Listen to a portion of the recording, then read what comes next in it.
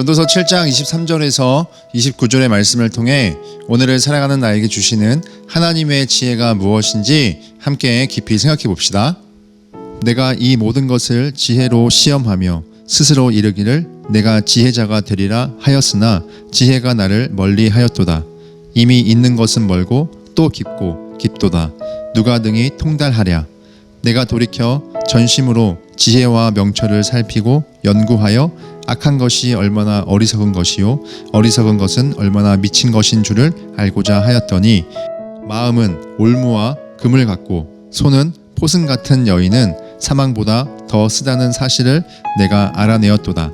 그러므로 하나님을 기쁘게 하는 자는 그 여인을 피하려니와 죄인은 그 여인에게 붙잡히리로다. 전도자가 이르되 보라 내가 낱낱이 살펴 그 이치를 연구하여 이것을 깨달았노라. 내 마음이 계속 찾아보았으나 아직도 찾지 못한 것이 이것이라. 1000사람 가운데서 한 사람을 내가 찾았으나 이 모든 사람들 중에서 여자는 한 사람도 찾지 못하였느니라. 내가 깨달은 것은 오직 이것이라. 곧 하나님은 사람을 정직하게 지으셨으나 사람이 많은 꾀들을 낸 것이니라.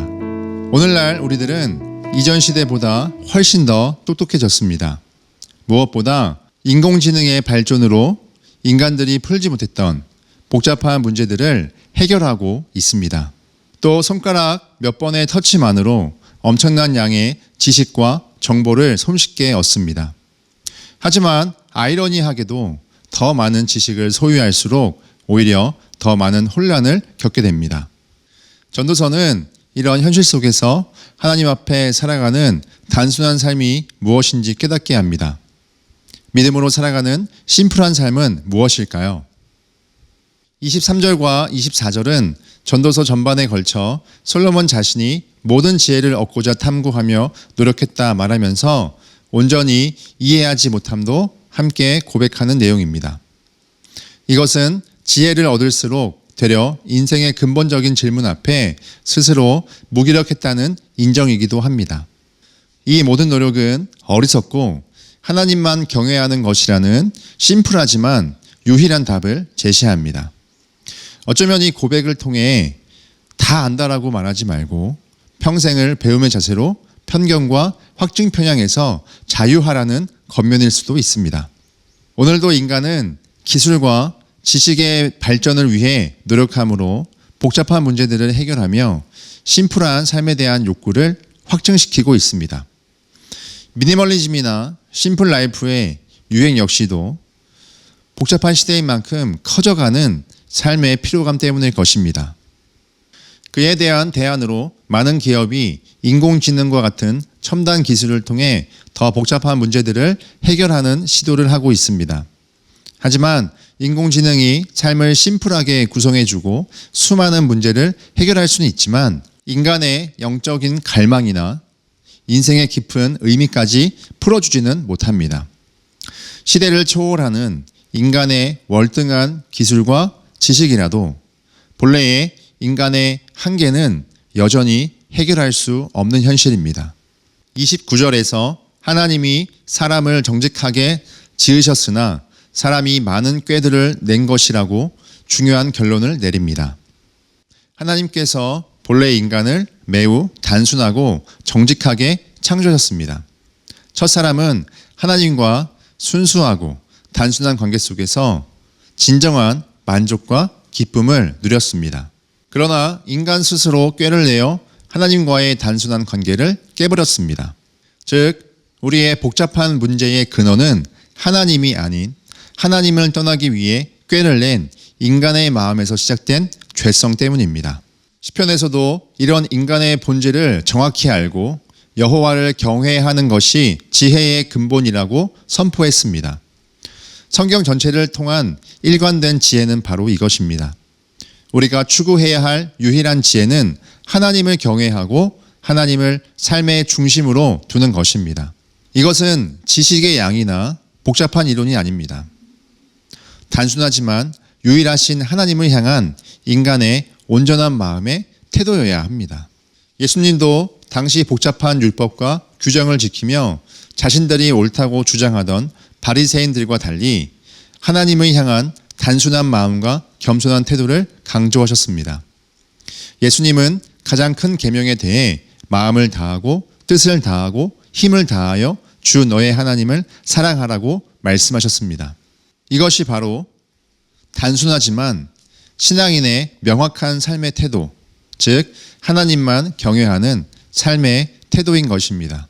현대인의 트렌드인 미니멀 라이프 역시 복잡함 속에서 사람들은 물질적, 정신적 복잡함을 덜어내고 본질적으로 중요한 것에 집중하고자 하는 몸부림입니다. 믿음의 삶 역시 하나님만 경외하는 삶, 영적 미니멀 라이프가 되는 몸부림이 되어야 합니다. 그래서 불필요한 영적 잡음의 복잡함을 내려놔야 합니다.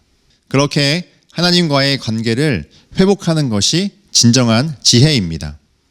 이것이 바로 거룩한 심플 라이프, 신앙인이 반드시 추구해야 할 거룩한 삶입니다. 여러분, 검정 터틀넥 니트, 청바지, 운동화를 신은 이미지를 생각해 보면 떠오르는 사람이 있습니다. 바로 고 스티브 잡스입니다. 그것은 단순한 패션이 아니었습니다. 매일 무엇을 입을지에 대한 고민의 에너지를 낭비하지 않고 사소한 결정들을 줄여서 더 중요한 문제에 집중하기 위함이었습니다. 이처럼 결정의 피로를 낮춰 반복적 결정을 줄이고 정신적 여백을 확장하여 혁신적인 아이디어가 떠오르는 공간을 확보하기 위한 잡스만의 전략이었습니다. 그래서 그가 강조한 심플 철학은 단순한 미니멀리즘을 넘어 본질을 꿰뚫는 직관성과 깊이 있는 통찰을 통해 모든 면의 단순함 속의 정교함을 최고의 미덕으로 삼았었습니다. 신앙의 영역에서도 복잡한 신학 이론이나 영적 체험에서 벗어나 하나님을 단순히 경외하는 삶의 태도를 회복하는 것이 중요합니다. 복잡한 종교적 지식이나 영적 체험도 때에 따라서는 필요는 하지만 단순하고 명료하게 하나님을 중심에 두는 삶의 태도가 핵심입니다. 이렇게 하나님만 경외하는 삶이야말로 우리가 추구해야 할 거룩한 심플 라이프이며 이것이 바로 복잡한 세상을 지혜롭게 살아가는 유일한 길입니다. 말씀을 적용해 봅시다. 첫째, 정보 단식의 하루를 정해 봅시다.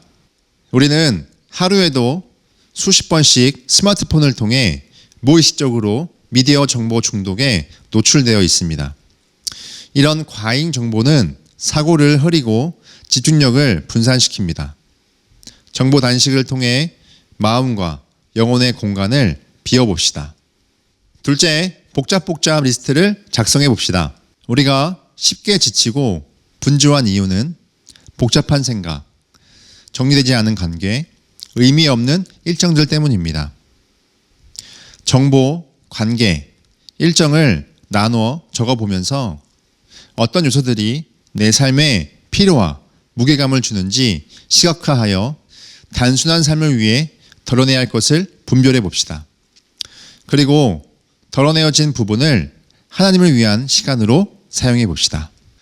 전도서 7장 23절에서 29절은 우리의 삶이 복잡해질수록 하나님을 경외하는 단순한 중심으로 돌아오는 지혜, 거룩한 심플 라이프가 되라고 권면합니다.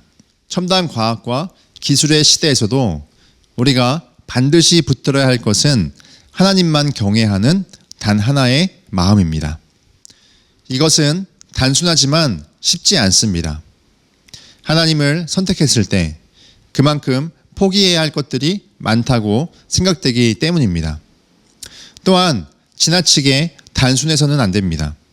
단순하지만 본질을 꿰뚫는 직관성과 삶을 깊게 통찰하는 지혜여야 합니다. 이것은 오직 하나님 중심으로 사는 삶에서만 회복됩니다. 나의 삶을 복잡하게 만드는 과도한 욕망, 욕심, 불안한 생각을 내려놓읍시다. 그래서 저와 여러분의 오늘이 하나님 안에서 단순한 삶을 살아가는 거룩한 심플 라이프가 되기를 축복합니다.